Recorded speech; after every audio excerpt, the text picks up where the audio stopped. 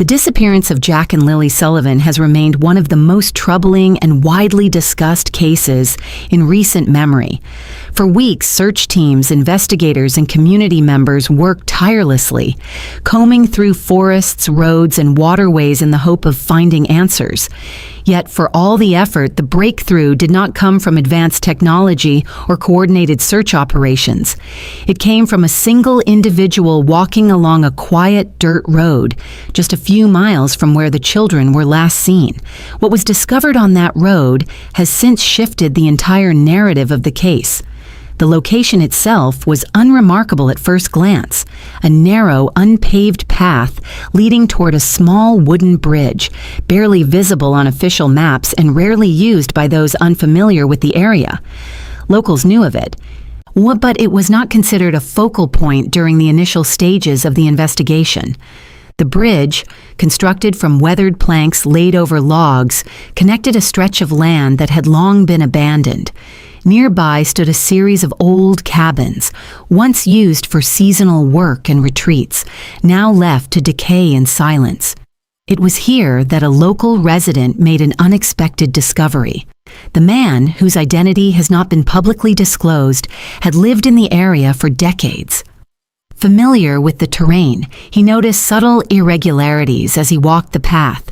The ground appeared disturbed in places, the gravel uneven, and the surrounding vegetation slightly out of place. It was enough to draw his attention. Moments later, he saw it. Partially buried in the dirt was a child's windbreaker. Faded, torn at the shoulder, and missing a small patch. It did not belong in such a location. The man did not touch it. Instead, he stepped back and contacted authorities, providing coordinates that would soon raise further questions. Those coordinates matched a location that had previously been flagged earlier in the investigation. Weeks prior, a small metallic object had reportedly been found in the same vicinity. At the time, it was treated as one of many leads in a case flooded with tips. However, the connection between the two discoveries suggested that this area may have held more significance than initially believed. When authorities returned to the site, their approach differed from earlier searches. This time, additional resources were deployed. Search dogs were brought in. Drones were used to scan the surrounding terrain. Investigators examined the ground more closely, identifying tire tracks, broken branches, and other signs that indicated human activity. Among the items reportedly recovered were pieces of children's clothing and a small toy, partially concealed near the edge of the bridge.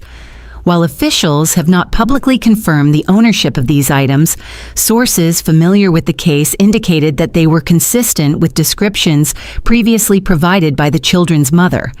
The discovery raised an immediate and pressing question. Why had this area not been thoroughly searched earlier? The location was not far from the children's home. In fact, it could be reached within minutes by vehicle. Despite this proximity, it was not included in the initial search radius established by investigators.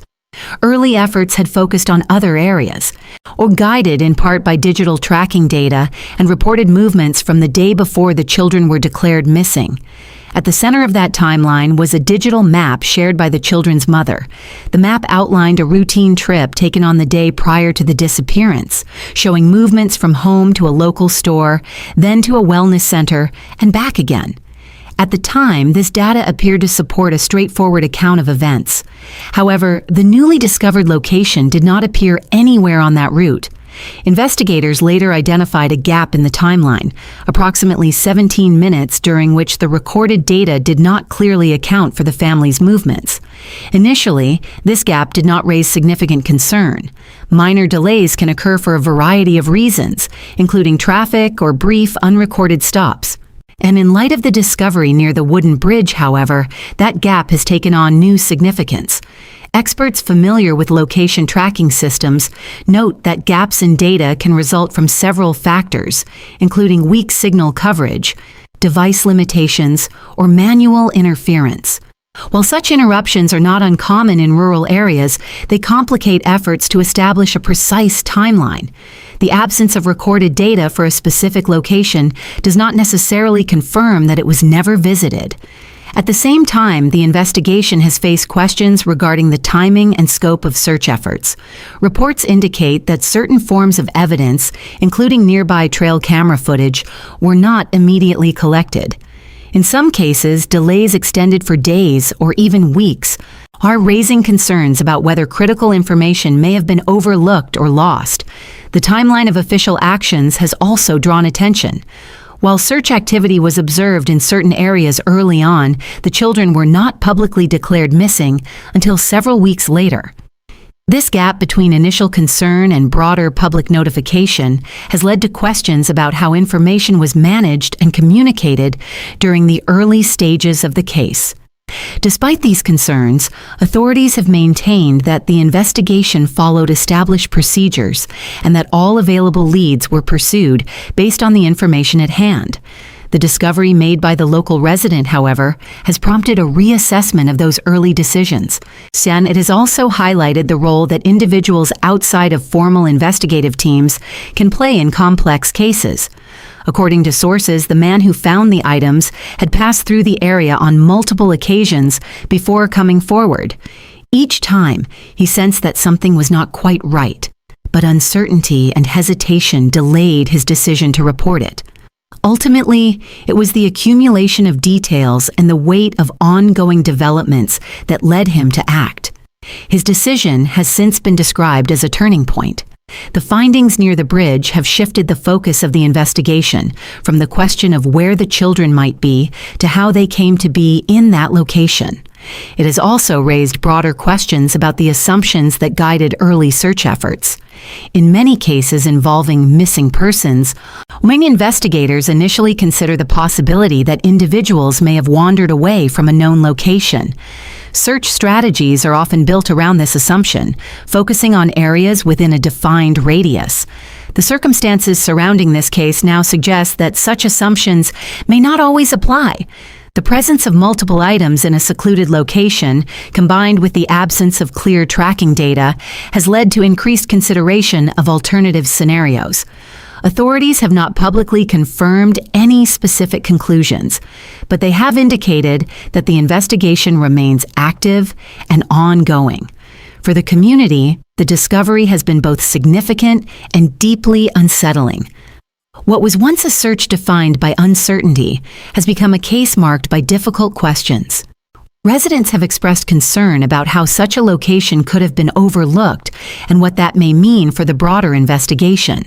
At the same time, there is recognition of the emotional and logistical challenges involved in large-scale search operations. The terrain, the volume of incoming tips, and the limitations of available resources can all impact the direction and effectiveness of an investigation. Even so, the expectation remains that every possible lead should be examined thoroughly, particularly when the safety of children is involved. The case of Jack and Lily Sullivan continues to evolve, shaped by new findings and ongoing analysis. The discovery near the wooden bridge has added a critical layer of complexity, prompting renewed attention to timelines, locations, and investigative decisions. And authorities have reiterated their commitment to uncovering the truth and ensuring accountability where necessary. They have also encouraged the public to provide any relevant information that may assist in the investigation. As the case moves forward, the focus remains on understanding what happened and why. The questions raised by this discovery are not easily answered. They require careful examination of evidence, clear communication, and a willingness to revisit earlier assumptions. For now, the wooden bridge stands as a central point in the case, a location that was once overlooked but now holds significant importance. It represents both a breakthrough and a challenge, offering new direction while underscoring the complexities of the investigation. The story of Jack and Lily Sullivan is no longer defined solely by their disappearance. It is also defined by the search for answers, the decisions made along the way, and the ongoing effort to ensure that nothing is missed again. As investigators continue their work, one thing remains certain: the pursuit of truth in this case is far from over.